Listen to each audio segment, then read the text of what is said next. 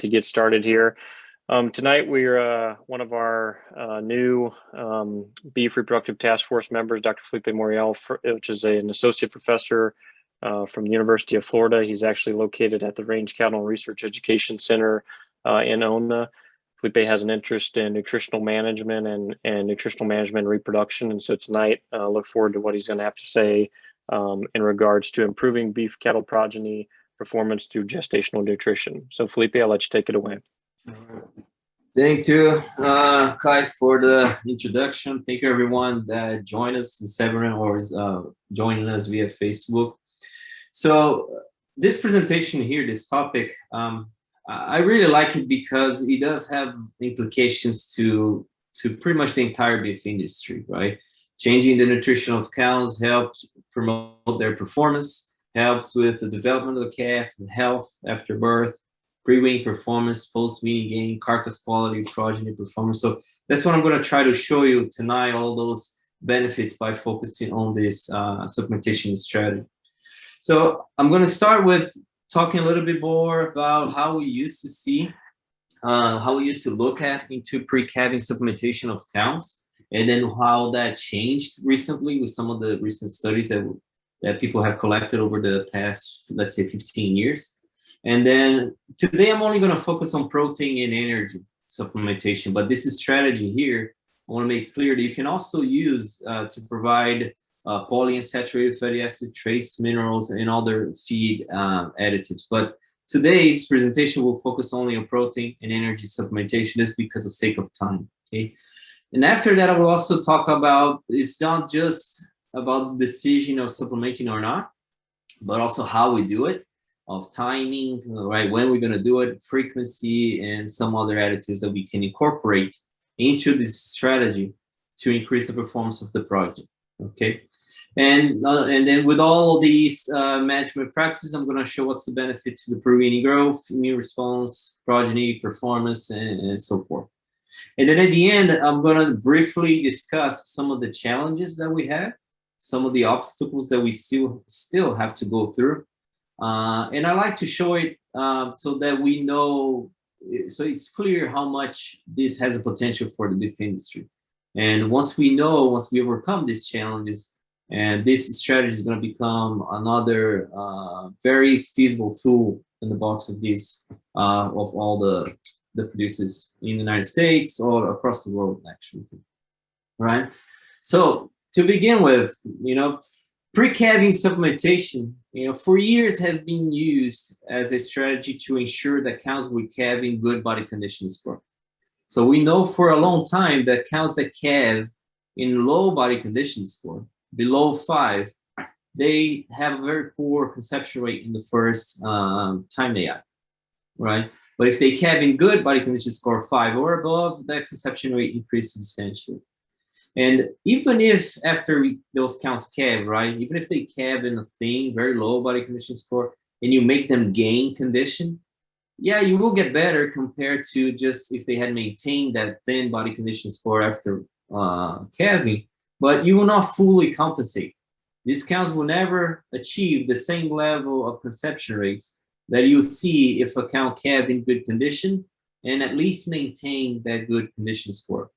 So pre-calving for a lot of time, the only focus was the people used to have was, oh, okay, they're thin, let's supplement to make sure that they calve in good body condition score. Depending on where you are, and if you have a spring or fall calving season, late gestation period might coincide with the period that the nutrition quality of the grass is gradually declining. But unfortunately, the requirement of the cow is also, it's increasing. Okay, so that will lead to the nutrient deficiency, primarily energy deficiency, and that might lead them to those cows calving in a thin body condition score. Sometimes that body condition score at the end of the gestational period, it's minor, and it won't hurt the reproductive performance of those cows, as I'm going to show you in the following slides.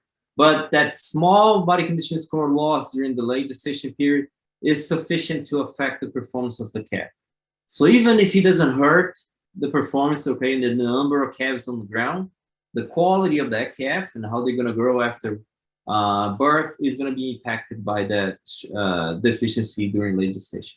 Okay, so that's what I'm going to try to show for the rest of the presentation. So I'm sure at some point, all of you heard about this concept of fetal programming. Is nothing new.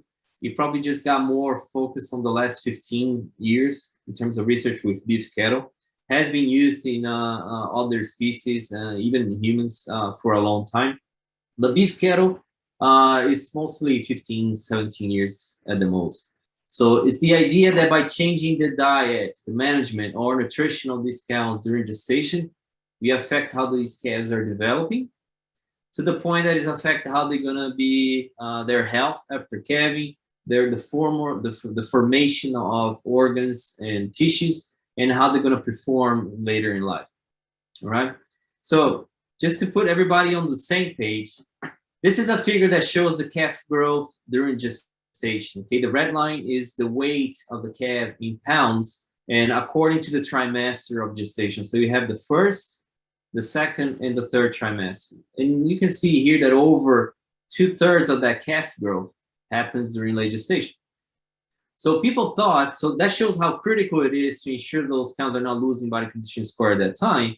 But for a long time, people also thought that this was the only time during gestation that really mattered, right? But that's not necessarily true, because even though the requirement for the pregnancy is very low in the first 2 trimesters, right? That's where we had the formation of the majority of the visceral organs, right? So visceral organs primarily are formed during the first 90 days of gestation. So the brain, pancreas, liver, testicles, ovaries, everything begins their formation during early gestation. Okay, it continues throughout the entire pregnancy, but it's primarily occurs in the first trimester. Now, tissues such as muscle and adipose tissue happens a little later. So muscle, for example, forms primarily in the second and third trimester, right? Whereas adipose tissue will form primarily during late gestation. Now, why does that matter? It means that every tissue has a different timeline of development. So it means that if I change the nutrition at the first, second, or third trimester, the impact on that tissue development is going to be, and calf performance is going to be totally different. Okay? And also, the other point that I want to make is every tissue has a different priority for nutrients. And muscle and adipose tissue, unfortunately, they have the lowest priority in terms of nutrient. So when there's a nutrient deficiency during gestation, the first 2 tissues that will be affected is the adipose tissue, which is responsible for marbling, and the muscle tissue. All right? So the main point here that I want you to remember is that every organ has a window. Depending on when we change the nutrition, the outcome is different. All right? And then each nutrient, each tissue has a different priority. So depending on the level of nutrient deficiency, it might affect just 1, 2, or multiple tissues. Right? So remember that, because that will be important for us to understand the rest of the presentation and some of the variation that we're seeing among studies, right? But overall, I mean, some of the earlier studies with fetal programming in cattle that looked into performance of the animals, right? Not just the molecular, the biology, but actually the performance of the cattle.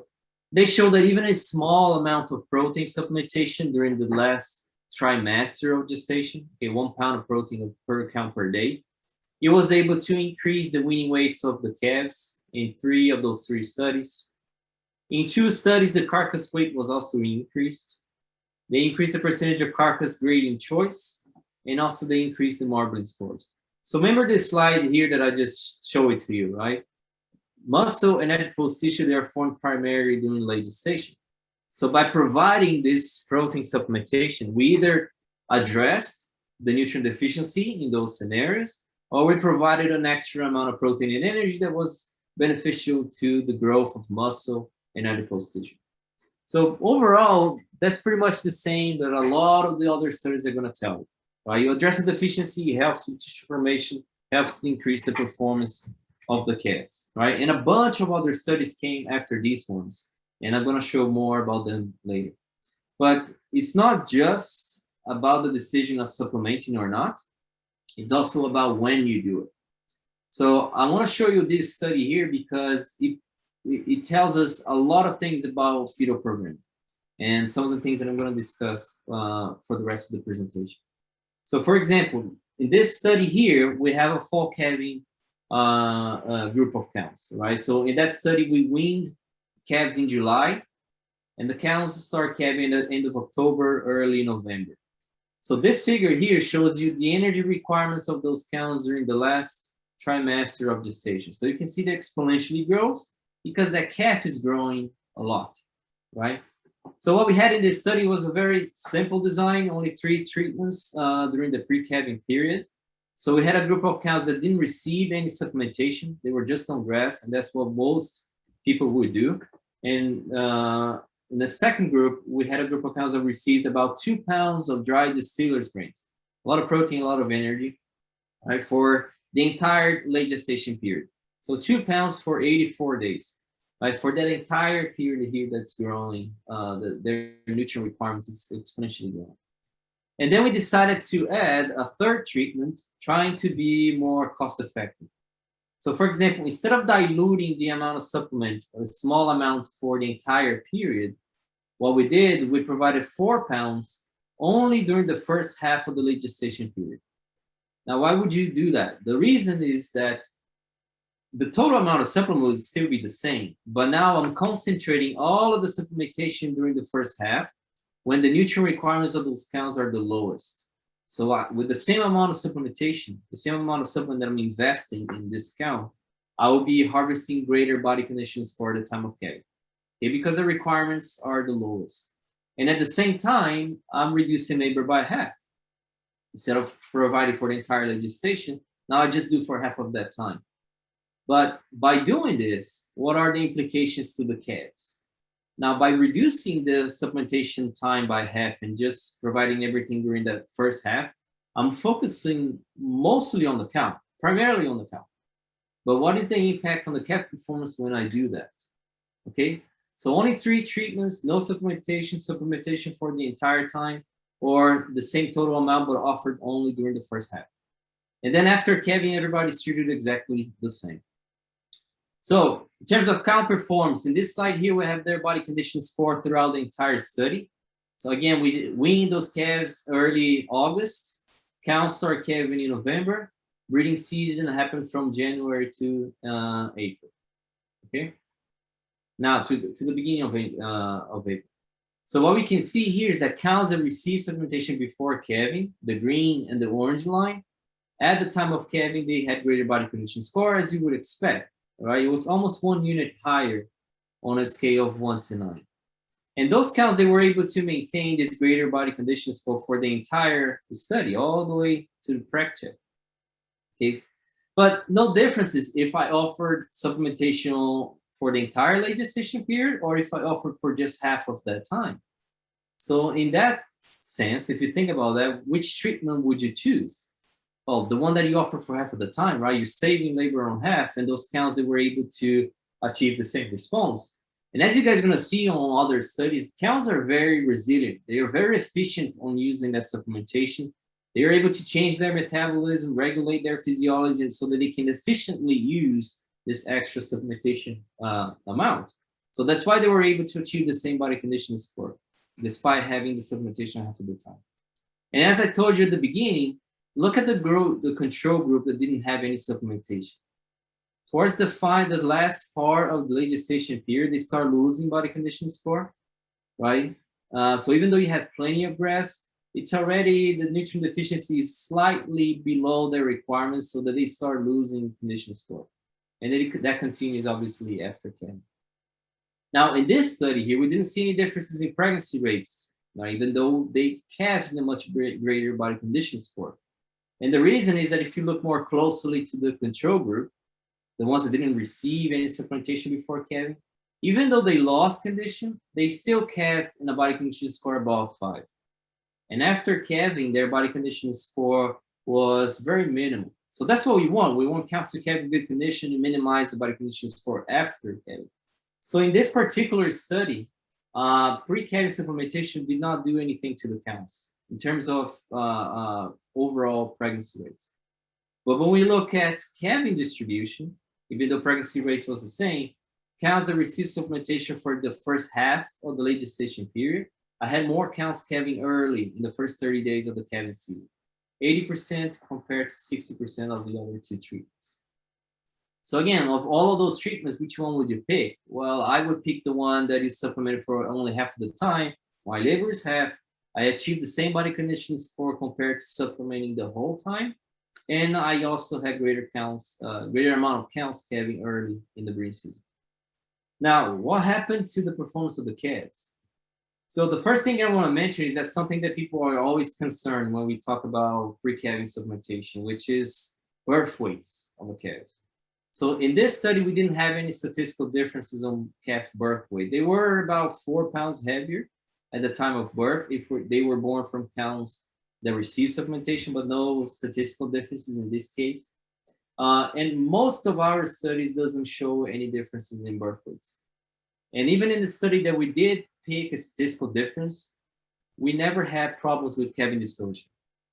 I'm not saying that that doesn't happen, and I'm going to talk more about that later of other studies, but it seems that if you stay within the range of 2 to 4 pounds a day, most of the studies don't report negative impact on calving distortion, right? It might increase birth weights, but not enough to cause any problems. But those are herds that historically have not had problems with calving distortion. Okay? Now, if you're already having problems, then you will most likely be a concern. But if historically you don't have, well, most of the studies don't show a negative impact on that. Now, what about pre-weaning growth? Well, in this study here, if you start looking at 3 months of age, okay, you start picking up differences among those treatments. So at the time of weaning at 9 months, calves that are born from cows that receive supplementation, regardless if it was for the whole time or for just half of the late gestation period, they're heavier than the calves born from cows that did not receive supplementation, right? About 16 to 30 pounds more.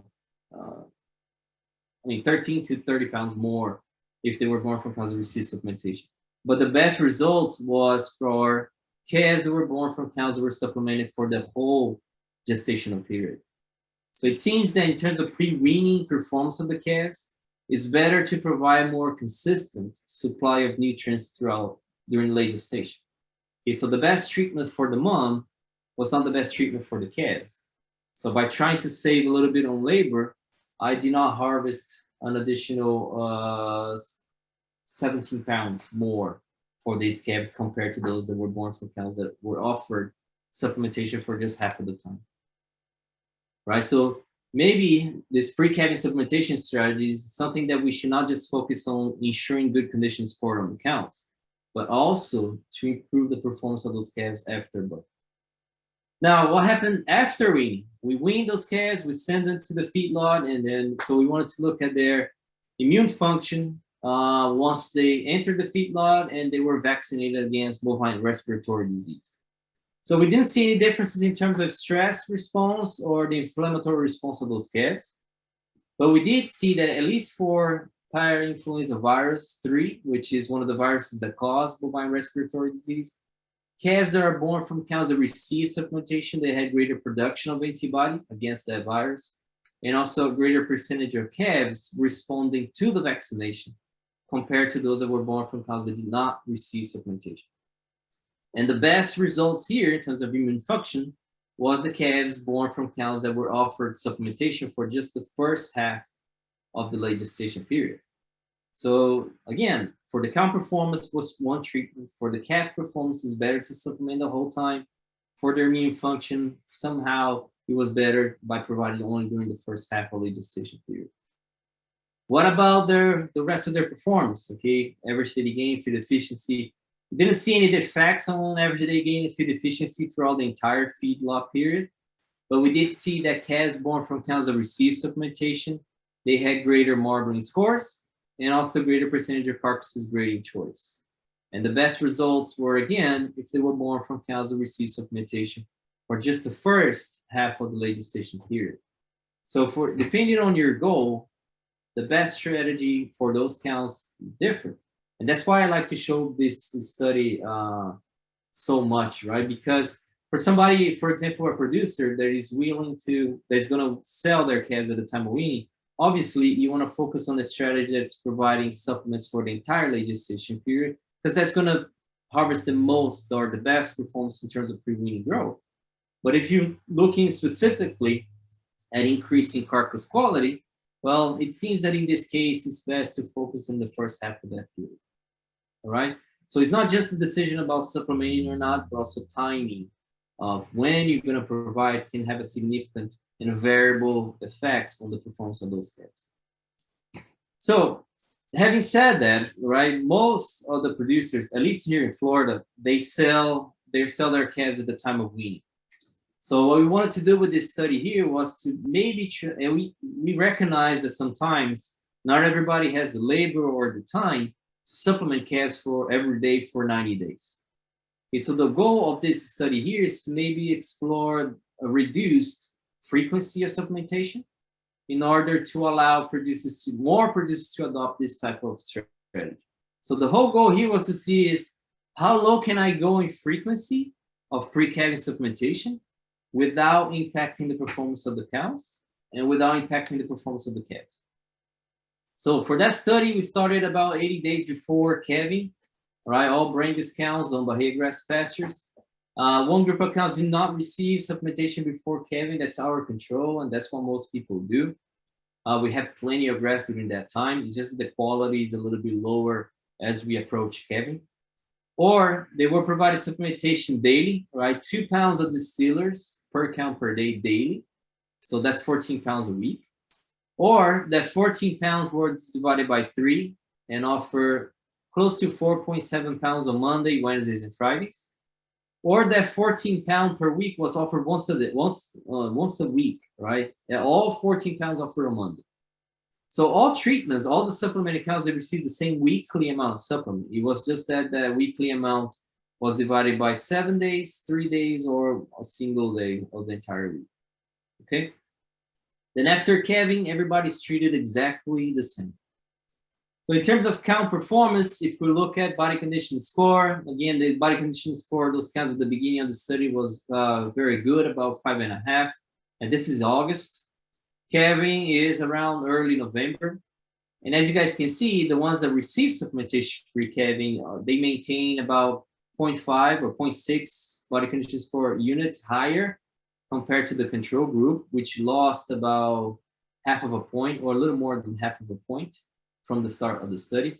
But we didn't see any differences among treatments. And those differences remained all the way to the beginning of the breeding season.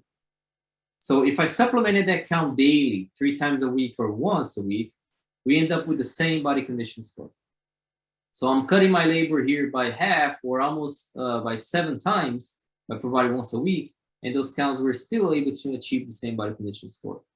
This is not surprising. It's very consistent to the first study that I showed you that that cows, again, they're able to use the supplement very efficiently. And they're able to adapt their metabolism and still be able to achieve body condition score, the same body condition score, even though they're supplemented only once a week and all the way to the calving. Now, what happened to the calves? Well, in this study here, we didn't see again any differences in birth weights. They were about 4 pounds heavier, 4 to 5 pounds heavier at the time of birth, but no statistical differences. No differences again in percentage of calves that are born live. But at the time of weaning, look, as we increase the frequency of supplementation, we increase their weaning weights. So calves that are born from cows that were supplemented either once a week or 3 times a week, there's no difference. They're heavier than the control group. But the best results were from calves that are born from cows that receive supplementation for the entire late gestation period, right, on a daily basis. So very consistent with the previous study that I showed you. So in terms of increasing the pre-weaning growth of that calves, it's better to provide a very consistent supply of nutrients to those cows. So in this study here in particular, if you're just thinking about labor, we're harvesting an improvement on calf weaning performance. Now, it might be that you are in a situation that you can still not feed on a daily basis, but at least you could provide 3 times a week or even once a week, and that's going to be better than not providing at all, right? So again, it's not just about the timing or the decision of supplementing or not. It's how we do it and when we do those decisions. Now, another study before I switch to heifers. Okay, This study here, we wanted to look at it using feed additives to help further increase the response of the pre-calving supplementation.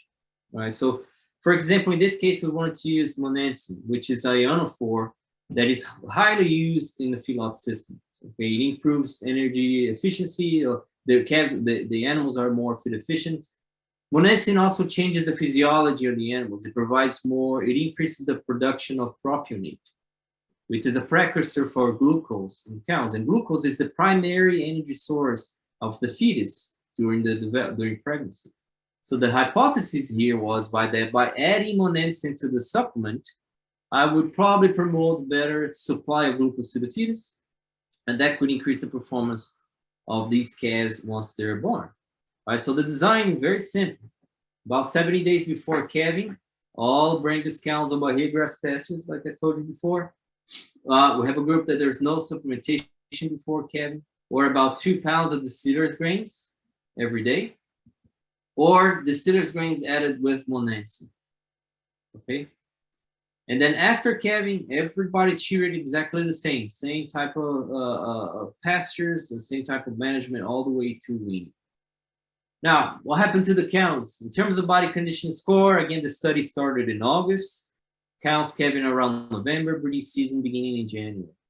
So cows that receive supplementation, again, one more time, they're heavier they have a greater body condition score at the time of calving compared to the control group, but no differences if they were provided monensin or not.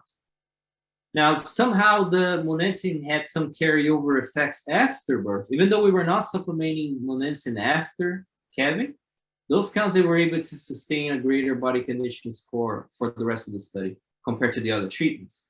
But the cows that receive supplementation without monensin, they also maintain a greater body condition score compared to the control group. And again, one more time, during the last half of the late gestation period, the cows that don't receive supplementation, they start experiencing some nutrient deficiency. They start losing condition score. But in this study in particular, now they kept in body condition score below 5, and they continue losing body condition score after calving. So in this study, we did see a significant difference in pregnancy rates. So, but adding just 2 pounds of distillers per cow per day for 70 days, we increased pregnancy rates by 13 percentage units. Now, adding the monensin had no effect on the performance of the cows. So which treatment would you probably pick? Well, just the distillers without the monensin, because even though they had greater body condition score throughout the breeding season, we didn't see any advantage to their overall pregnancy rates. And calving distribution also didn't differ here, but I don't have that slide to show you. But what happened to the calf performance? Well, same thing as before, no differences in birth weights. Again, they're 4 to 5 pounds heavier, but still no problem with calving difficulty. And at the time of weaning, those calves that are born from cows that received supplementation before calving, they were about 30 pounds heavier and close to 50 pounds heavier if they were born from cows that received the supplementation with monensin. So again, the best treatment for the mother was not necessarily the best treatment for the calves. And monensin is a very inexpensive supplementation strategy, even if there's no difference in the performance of the cows, it significantly increases the performance of the calves. All right, so it's not just monensin. There are other feed additives that could be included that they can also promote, and then I won't be able to focus on all of that. The main message that I want to show you here is that this is a very useful strategy, not just to help promote the performance of cows, but also there's a lot of potential to increase the performance of the calves in terms of health, pre-weaning growth, post-weaning growth, and even carcass quality. Now, what about heifers? What happens to the performance of the heifers that are kept from those cows that receive supplementation before calving or not? Okay, so it's not just visceral organs, for example, the pancreas, liver, brain that are formed during gestation, but also the reproductive tract of those animals. So in cattle, a lot of the development happens during the first trimester, but you would still see some stage of development happening during mid gestation and late gestation as well. So it's not hard to imagine that by changing the nutrition during gestation, you could also affect the reproductive tract, the development of the reproductive tract of those heifers, and that could have consequences to their performance later in life. So for example, this is one of the first studies that look into the reproductive tract of those heifers that were born from cows that received different nutritional strategies. So what they saw was that the heifers born from cows that received supplementation and they did not experience a nutrient restriction during gestation. They had bigger ovaries and heavier corpus luteum, which is a very important tissue for progesterone synthesis and maintenance of pregnancy during the early post-conception period. Okay, so unfortunately, they slaughter all the animals to collect those tissues, so we don't know exactly how they behave in terms of pregnancy rates or puberty attainment. But this is one of the first few studies that showed that it's not only muscle and adipose tissue, but reproductive tract can also be negatively impacted if we provide nutrient restriction during gestation. Now, after that, some other studies came, not after, but close to the same time, some other studies also showed that heifers that are born from cows that receive supplementation, even a small amount, about 1 pound of protein supplement during the last trimester, they were heavier at weaning. In one of those studies, they achieved puberty slightly sooner, right? But in one other study, they have greater pregnancy rates and also greater percentage of calves, of heifers that calved during the first 21 days of their first calving season, which is something that we strive for, right? We want those heifers, as many heifers to get pregnant as possible, but also for them to get pregnant early, because those heifers usually, they have a greater lifetime productivity, they stay longer in the herd, they have better pregnancy rates of the next generations, and they also wean heavier heifers, heavier calves for the next 6 to 7 generations. Okay, so even earlier studies in fetal programming showed the potential that we have for heifer performance. After these earlier studies, a few more studies came along to looking at performance of heifers that were born from cows that received different pre-calving supplementation strategies. One of those studies is this one here. It was done in 2015. Okay, heifers that were born from cows that received supplementation, they were about 30 pounds heavier at the time of weaning. But after weaning, we don't see any differences in average daily gain between those two groups. They gain the same. They achieved puberty around the same age. They had the same percentage of heifers pubertal at about 1 year of age. They also didn't see any differences in the classification of their ovaries, right? Low, intermediate, or high. No differences in estrus response either. But they did see a significant increase in the AI pregnancy rate of those heifers if they were born from cows who received supplementation. Okay, so a huge increase, more heifers getting pregnant early in the breeding season. So it could happen that we increase their pregnancy rates despite the lack of improved post-weaning performance.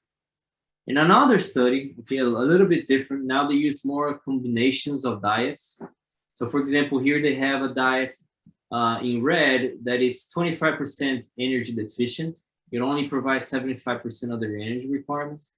The blue diet, the moderate, provided 100%, and the high diet provided 25% more than what their requirements are. So what they had, it was 4 treatments, okay? So they didn't have all the possible combinations, but they provided either a low energy deficient diet in the second trimester or a high energy diet, a low energy diet during the second and third trimester, or a moderate followed by a high or moderate during the whole time. So different combinations of diets, there was either the high deficient or not, or provided just 100% of their requirements. And then once those cows calved, they were provided the same level of nutrition, and they look at the performance of the heifers. So what they saw in this study is that, one more time, no differences in birth weights, no differences in pre-weaning average daily gain. They achieved the same weaning weights. They gained the same amount of body weight after weaning, and they achieved the same breeding body weight.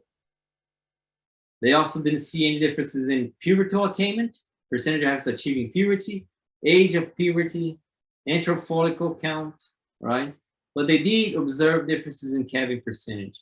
Heifers that are born from cows that experience a high energy diet during late gestation and they did not experience energy deficiency during gestation, they had greater calving percentages, a greater percentage of cows calving during the first 21 days. So overall, I mean, we can keep going showing all kinds of studies, but the overall message is that we can also improve the performance of the heifer progeny. And that happens even in studies that did not observe an increase in weaning weights or average daily gain after weaning or puberty percentage. We don't know exactly what's being affected. Are they just more fertile, or they're able to maintain a pregnancy better than the other chicks? We don't know that yet, but at least the message here is that we can improve the performance of heifers as well, of the heifers that we keep in our herd after supplementing or not doing pre-calving season. Yeah. So now, having said that and show you all these benefits, I want to tell you a little bit more now about the challenges. What are some of the concerns that we have, some of the obstacles that we need to overcome? So last year, we wrote this review that I'm going to show you a little bit later, that we combined all the studies that looked into fetal programming in beef cattle that provided protein and energy supplementation during either the first, second, or third trimester, and that they reported the performance of the calves. There are a bunch of other studies that look into muscle tissue growth, adipose tissue growth. Okay, there are, I mean, hundreds of studies looking at molecular, what's going on in the molecular basis. But in terms of performance, right, calf weaning weight, average daily gain, birth weights, we see around 34 to 35 studies until 2021.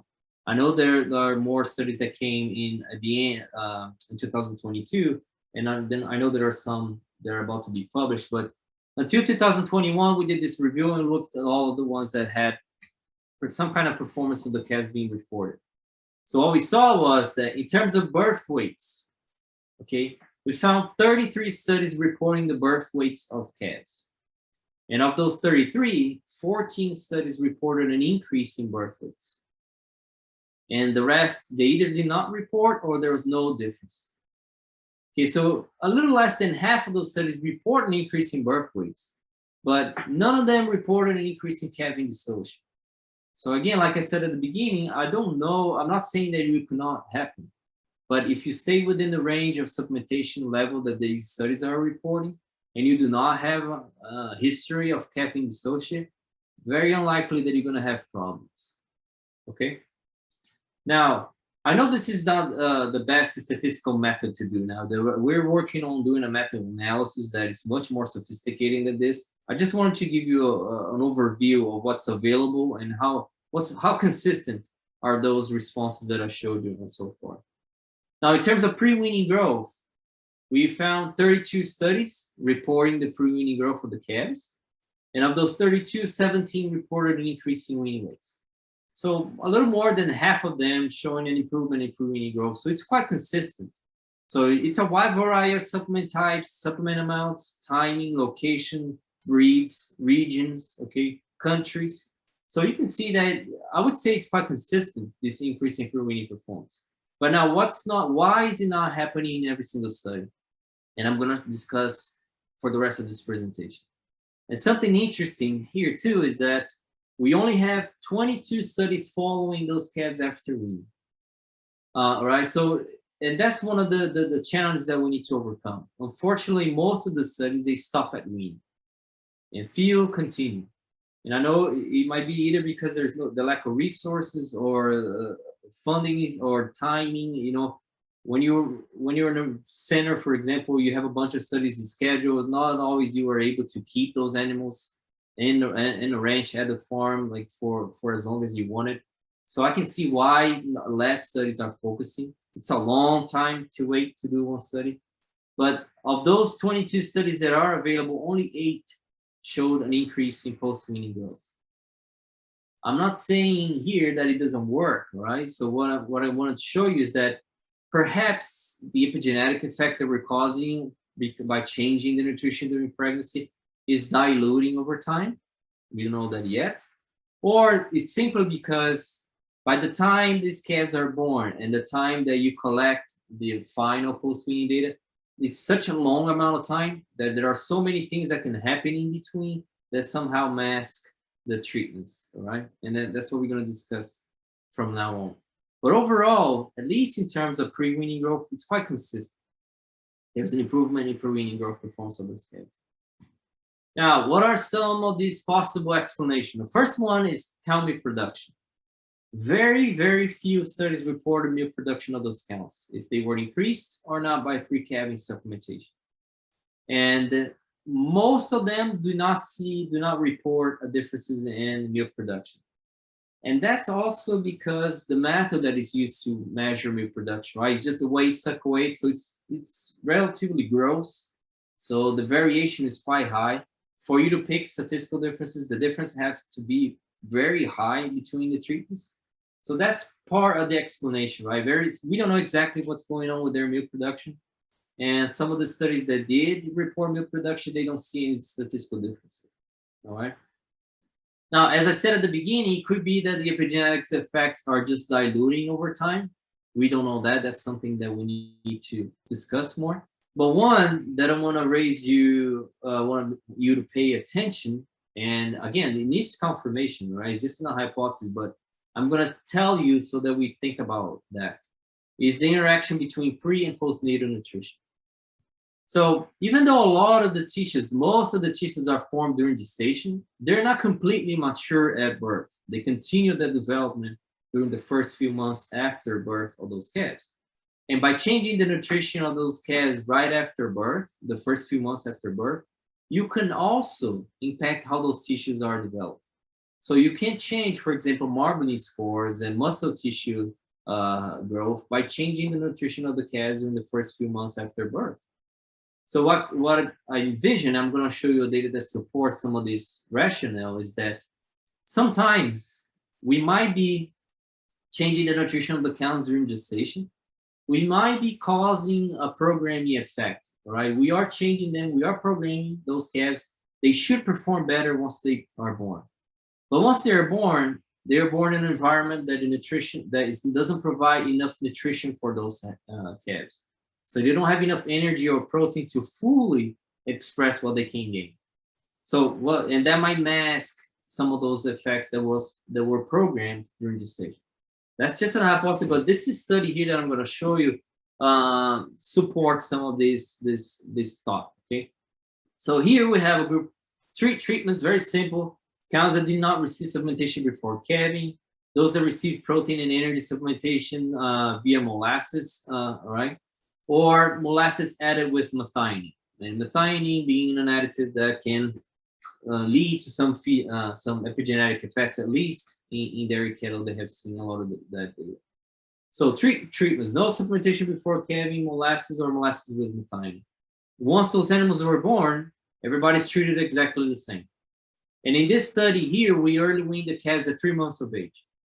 So we didn't see any differences in average daily gain from birth to weaning, early weaning, right? When they are with the cows, suckling their milk, and also just grazing. No effects at all. But once we weaned them and we put them in a dry lot, and we provided a high energy diet, high energy, high protein in a dry lot, everybody receiving the same amount in terms of percentage of their body weight. So there's no confounding effect with energy different intake differences. And in this case, now we see differences in their performance. So when the calves were in an environment that the nutritional status was not high, they were not able to express those fetal programming effects. But once we wean them and we put them in a dry lot, and they can gain as much as their genetic potential allows them with that diet, that's when we picked up differences among treatments. So that's just a hypothesis, but at least it supports part of that. Okay, this study was not designed to test that. You do need to do some other combinations, but this is something that I strongly believe why we're not seeing an improved performance in pre-weaning growth, or even in the post-weaning phase, more consistently than has been reported so far. Now, another point is the Boston, right? The breed of the animals, can that change how they respond to the pre-calving treatment? And it seems that it does. Okay, so for example, this study here was done in Brazil. They had multiple combinations of treatments, right, during the pre-calving phase, post-weaning phase, and feedlot, and how they were raised after this post-weaning phase. So for example, during the pre-calving period, the cows received either 1 pound of soybean meal or nothing. Once they calved, half of their animals, half of the calves received creep feeding supplementation or not. And then after weaning, half of them of each group were sent to the feedlot or were just on grass. So all 8 possible combinations, okay? But you can actually forget that. Just focus on providing supplementation before calving or not, and receiving creep feeding or not. So what they saw was no differences in body weight on those calves, right, during the post-weaning phase. No differences in puberty attainment of those heifers if they were born for cows that received or not supplementation. And also, I'm sorry, something I forgot to mention. There was no interaction here. There was no interaction between prenatal nutrition and postnatal nutrition for those calves. So they analyzed the data separately, right, by looking at the effects of pre-calving supplementation or the effects of adding creep feeding or not. The only difference that they found in the entire study was, again, if heifers that receive creep feeding, they're about 15 pounds heavier at the time of weaning. No differences besides that. And no differences in the pregnancy rates in the first or second breeding season of the heifer progeny. Now, am I saying that fetal programming doesn't happen in the lower cattle, in cattle that are 100% Boston? Because that's not what I mean at all, okay? What I mean is that most of the studies in fetal programming with Boston animal, 100% Boston, most of them don't see a positive effect on performance. Some of them do. And it might mean just because of the location where those studies were done, or that the supplementation level was very small. Maybe animals that are in the that are 100% Boston, right, in their tropical environments, they require a little bit more supplementation to cause differences in the pre-weaning performance of the calves, all right? But overall, most of them don't have an effect. Now, if you look at the studies that look at molecular biology, for example, a lot of them see differences in how muscle are being formed, adipose tissue being formed in the lower cattle, for example. But unfortunately, those studies, they don't report the performance. And of those that do report, those changes in gene expression or muscle fiber type, muscle fiber number was not sufficient to change their performance, right? But there's very, very limited amount of studies with 100% Boston Indicus cattle compared to other breeds. So, and I know there are some colleagues in Brazil, they are doing more studies on this. So perhaps next year when we have more data, I can give this presentation again and I'll give you a better update for cattle that are 100% Boston Indicus once those newer studies come on, right? Another point, and then this is one before the last, is sex-specific responses, which means that the outcome of pre-calving supplementation of the cows depended if the calf was a male or a female calf. So for example, this study here was done in Australia in 2010, okay? And they saw that protein restriction during the first trimester of gestation actually increased post-weaning gain, body weight gain of male calves, and decreased the body weight gain of the females, right? So you can tell that here, if you have a 50-50% ratio of females and calves, and you don't analyze the data separately by calf sex, you will probably not see any differences among treatments, okay? So a lot of the studies that have not reported differences in pre-weaning rate, pre-weaning growth, some of them don't actually mention if they adjusted for the effects of calf sex or not. Even though you're expecting to be 50-50, right? 50% male calves, 50% female calves at the time of birth. That not always happens. If you have a case, for example, that 6% of the calves are males and 40% are females, that might skew some of the treatment differences if you don't adjust for calf sex. So I do believe that some of the explanations for that, for this variation that we see on the outcomes of fetal programming studies is because of not adjusting for calf sex. And this is actually not a bad thing, right? If this confirms with other studies and we understand why this is going on, eventually we could separate cows that are pregnant by calf sex and manage them differently if they're pregnant with a female or a male calf, right? And use the strategies that help promote the reproductive performance of the heifers and a different supplementation strategy that maybe increase weaning weights or carcass quality on the series. This is actually not a bad thing to have. Now, the last one that I want to mention is longer periods of evaluation. So unfortunately, right, at least in beef cattle, very few studies continue the performance of those animals for a long time. I showed you that less studies look at the post-weaning performance, and even less continue following those animals for multiple years, so multiple generations. So one of the few studies that is available that looked into longevity of calves, how they performed for a long period of time, was this one published in 2019. And they looked at the performance, birth weights, weaning weights, and also the longevity of calves that are born from cows in years that received low rainfall precipitation and years that they have high precipitation. Right? So meaning high rainfall precipitation, having more forage, better quality, right, helping with the nutrition during gestation. So what happened to the calves in years, I believe it was over 10 years that they looked at, what happened to the performance of those calves if they're born, when they're born from cow in good years and when they're born in bad years? So what they saw was that when they're born, calves that are born in years that have low rainfall precipitation, they have lighter body weight at birth and lighter body weight at weaning. But those calves, they remain longer in the herd. So they did hurt their short-term performance, but they had a much better performance over the long time, over their lifetime. Now, we don't know if that happens in all of the studies that I showed you so far, unfortunately. So maybe by all the studies that I showed you with providing protein supplementation, we are increasing their short-term growth. But what's going on to their longevity, we don't know that yet. And I wish we would do that, some of the data that we have in dairy, that at least in dairy cattle with heat stress, for example, they looked at 10 years of data collection, and they saw that when cows experience heat stress during late gestation, it decreased the milk production of the cows, right? It also decreased the milk production of the daughters, the F1s, during the first, second, and third lactation, and decreased their milk production of their granddaughters. So by changing how they were managed during gestation, it affected performance of two generations. And unfortunately, we don't know if that happens in beef cattle. We don't know if it happens or not.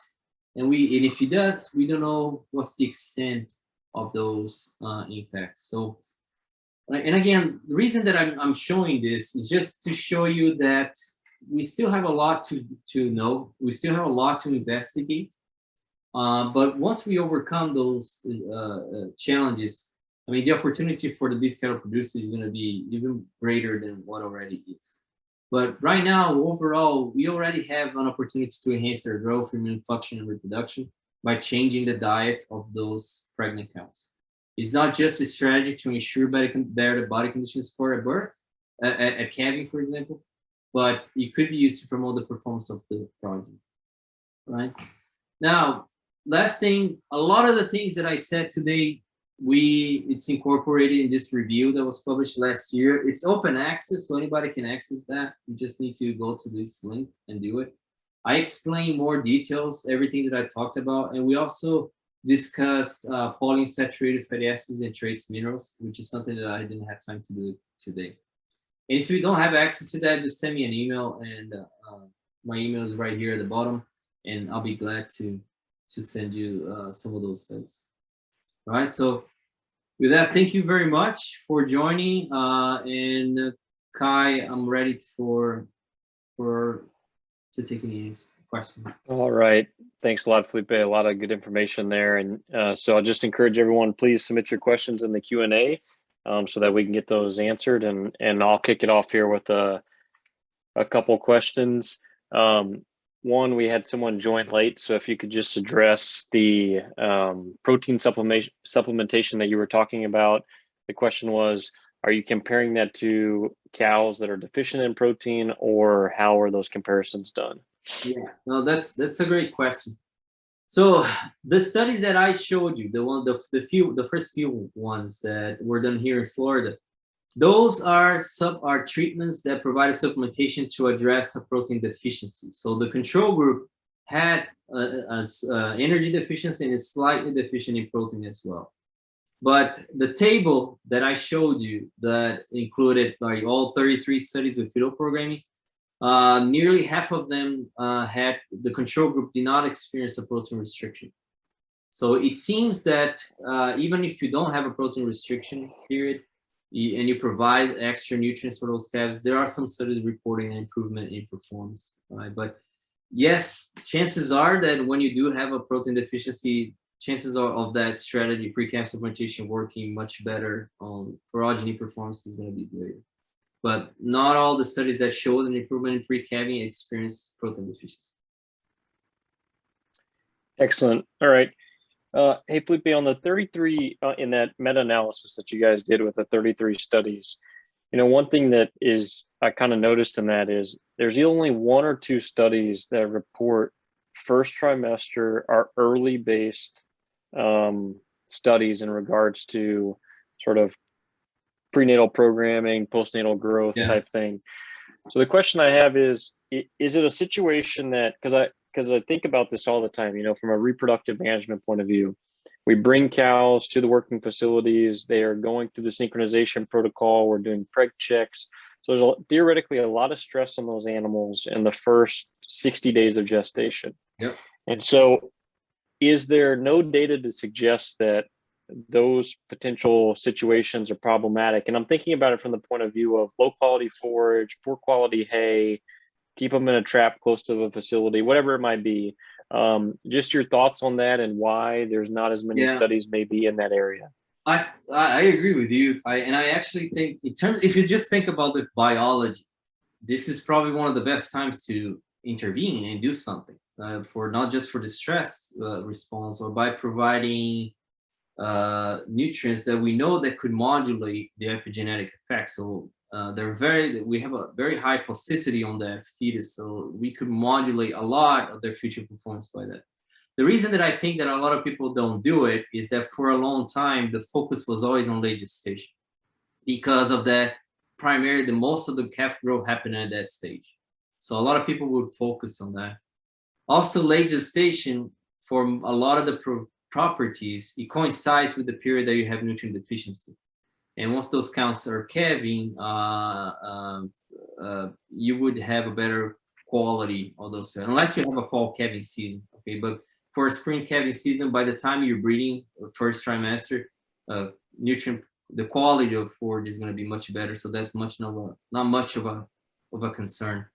So I think that a lot of reasons, the main reason is because people wanted to focus on late gestation, right? Just because 2/3 of the calf growth happened at that time, and because that's most of the properties were experienced nutrient deficiency. But that first trimester is probably one of the best to alter, not just to help maintain pregnancy or increase conception rates. You can do a short-term supplementation, but impact over the long term to those calves, absolutely. And I mean, the other thing I would say we don't have a very good grasp on is how that effect early on in gestation might affect later gestation, right? So it could be a situation where we're having a issue early on that's potentially affecting later on. Absolutely. And to some of that point that you mentioned, Kai, think about heifers, for example, that you develop, you put a lot of nutrition on them, you make sure they reach gain, they achieve puberty. You breed them, you preg check, and then after that you send them to pasture and you forget about them. So, and that's exactly some of the things that I think about. That's the time for at least those heifers that are still growing, that period, the early gestation period, is definitely something more needs to be done. I know George has some of the data. I haven't seen it published yet, but that's definitely an area that needs to be done more. So a question came in, what was the % of protein per pound in the distillers that was supplemented in those studies? Do you remember that? Yeah, they were around 32%. Okay, excellent. And then another question in regards to, with the data you talked about, how does that translate to a spring calving cows that are undergoing a cold stress-based event, not a heat stress-based event, and what that might look like? Well, I know that the heat stress, for example, it leads to a lot of things, right? And I'm going to talk about that first. Yeah, it can lead to changing their entire physiology. They're increasing their energy requirements just to deal with that. It decreases their feed intake as well. I don't know yet. I don't know exactly what happens in terms of cold stress, in terms of their energy requirements. It's going to increase, I'm sure. I don't know if it increases as much as it with the heat stress, and I don't know what's the impact on their intake. But indirectly, the main, I think, in my opinion, the main thing in this case would be this energy deficiency, just because the animals cannot consume enough, or depending on the quality that you provide. On a spring calving season,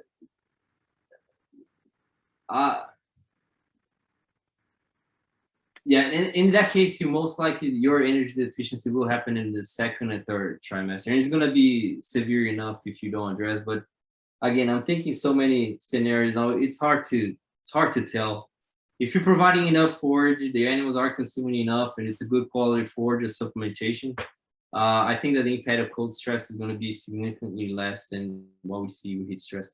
And to be honest, we don't even know that yet with heat stress. What's the true impact of heat stress in beef cattle during gestation, and what happens to the calves? And that's something we're trying to do right now. It might not be in dairy cattle is dramatic and happens for several generations, but in beef we don't know that yet. We know in feedlot cattle they impact a lot, but the impact on count calf, gestation and growth of the calves, we're not so sure yet. Yeah, and also you made a really good point. I thought about Bos Indicus cattle and less data and maybe not understanding as much, but I think the same is true in this case. And depending on what type of subspecies you're talking about here. I mean, you grew up in Brazil, I grew up in Texas. Two things that we both dislike is cold weather, right? I mean, it's it's that same situation, and I think that some of that's true in this case as well, depending on what subspecies you're looking at. Yeah, and we see a lot of, for example, at least in some of the studies we have done in Brazil or here, is that sometimes the same strategy that we apply on a Brangus, which has Bos Indicus influence, the outcome is totally different than when we tried in the lore. It just doesn't mean that it doesn't work over there. We just need to try to figure out what it is that we need to do to trigger a better response. And it's not that difficult to imagine. Like, think about Bos Indicus cattle that have been selected to perform in poor quality environments for so many years. And it's going to be harder, I believe, to really hurt that calf growth during gestation to have a significant impact on their future performance. So it's not surprising that most of them don't see it, but I do believe that it's just a matter of finding where this point that we're going to switch them. So two more questions here. Is there a point in gestation where too much gain is a bad thing? I would say probably late gestation. If you cross gaining too much, leading maybe to calf dystocia, and that's the primary.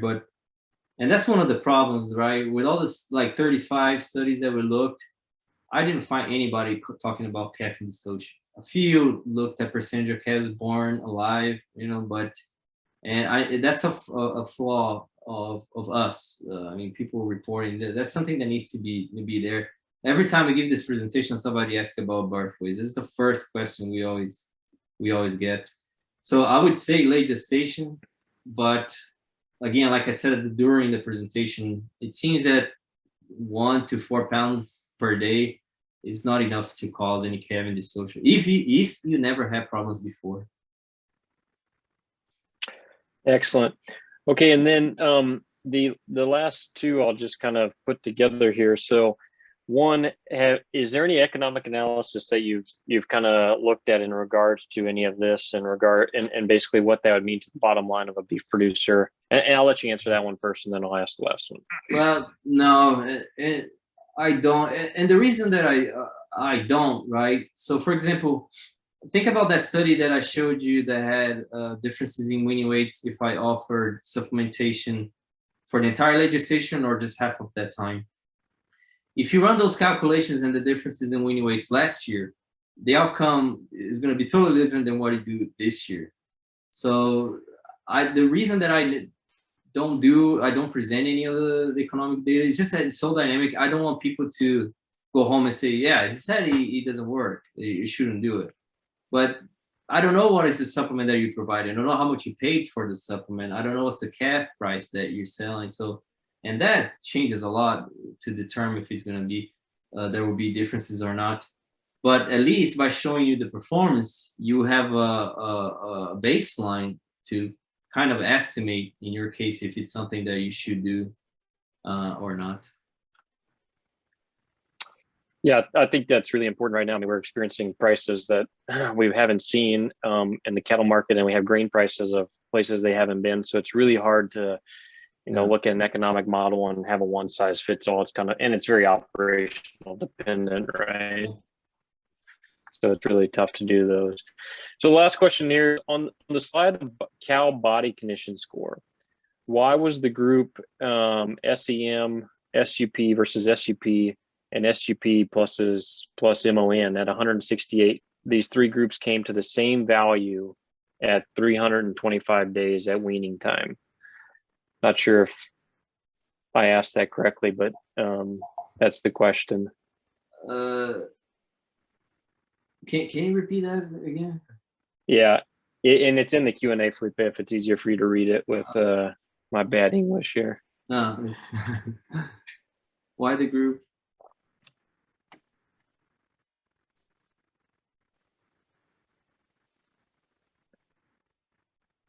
$325. I don't know. I didn't understand the question. If the person is there, you can type it again, but I didn't understand what you asked. So while we're waiting on that, I'm going to ask one final question that I have here. So in regards to the Bos indicus and Bos taurus, and I think you addressed this already. So when you look at the data, is it that Bos indicus cattle in general, and I'm talking about more like, purebred Nelore, purebred Brahman, because I think we don't see these effects in composite-based breeds. Have we selected for animals that are basically put in a position to overcome a lot of the negative effects that we see in environments where this would be relevant? And so do we not see that bigger benefit with supplementation because of that? And I think you maybe already addressed that a little bit, but if you could just expand on that.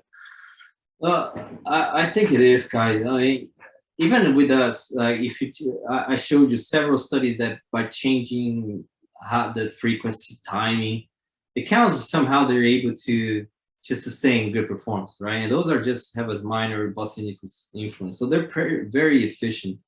And I would imagine that differences in subspecies are going to be even more dramatic in their capacity to use that. We know that Bos indicus they utilize low quality forage much more efficiently. So I think that's why I said that it's going to be much harder to see a nutrient deficiency in those animals, or the nutrient deficiency will have to be significantly more than what most you would see in a common commercial situation for us to detect the difference. And that's one criticism that I have for some of the fetal programming studies with beef cattle. You would see studies telling that there is a difference in performance or muscle formation of calves, but they provided 50% energy restriction for the entire gestation. That's never going to happen. All right. So it's hard. I know that it's going to be much harder to see difference. I think that's the main. I mean, it's actually, Kai, it's just a hypothesis. Until we actually test different magnitudes and supplementation, we won't be able to really tell. Another point that I want to mention is there are some studies showing that, for example, if you experience nutrient restriction during mid-gestation, but you regain that weight during late gestation, that offset any of the negative impacts that were done before.